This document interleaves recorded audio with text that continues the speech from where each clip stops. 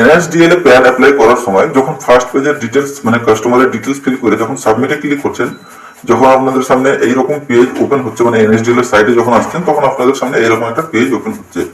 আপনারা বুঝে উঠতে পারছেন না যে এই ফর্মটা আপনাদের কিসের জন্য আসছে।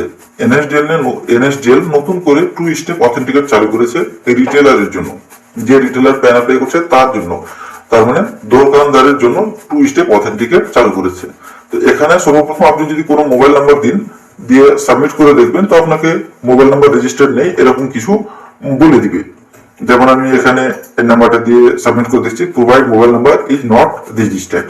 তার মানে আপনার মোবাইল নাম্বার এটা রেজিস্টার নেই। তো আপনাকে সর্বপ্রথম আপনাকে রেজিস্টারে যেতে হবে।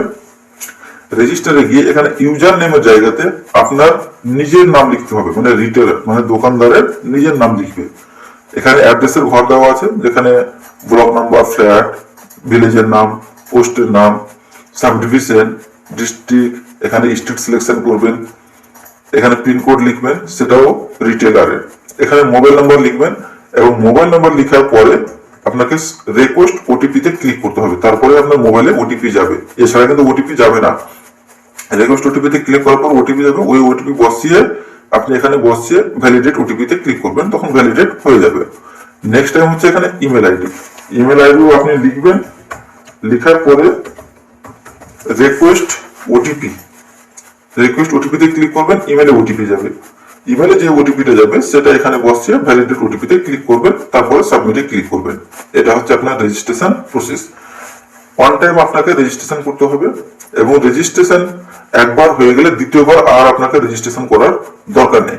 কিন্তু পরবর্তী প্যান আপনি যখন আবার অ্যাপ্লাই করবেন তখন কিন্তু আবার আপনার সামনে ওই আগের পেজ, মানে যে পেজটা আপনার এনএসডিএল এই পেজটা আবার কিন্তু চলে আসবে। তখন আপনারা কি করবেন, যে নাম্বারটা দিয়ে মানে যে মোবাইল নাম্বার দিয়ে আপনি রেজিস্ট্রেশন করেছেন সেই মোবাইল নাম্বারটা লিখে সাবমিট করলেই আপনি আগে প্রসেস করতে পারবেন। মানে আপনাকে দ্বিতীয়বার আর রেজিস্ট্রেশন করার কোনো দরকার নেই। একবার রেজিস্ট্রেশন দরকার আছে, দ্বিতীয়বার আপনাকে রেজিস্ট্রেশন করতে হবে না। প্রত্যেকটা রিটেলারকেই রেজিস্ট্রেশনটা করতে হবে।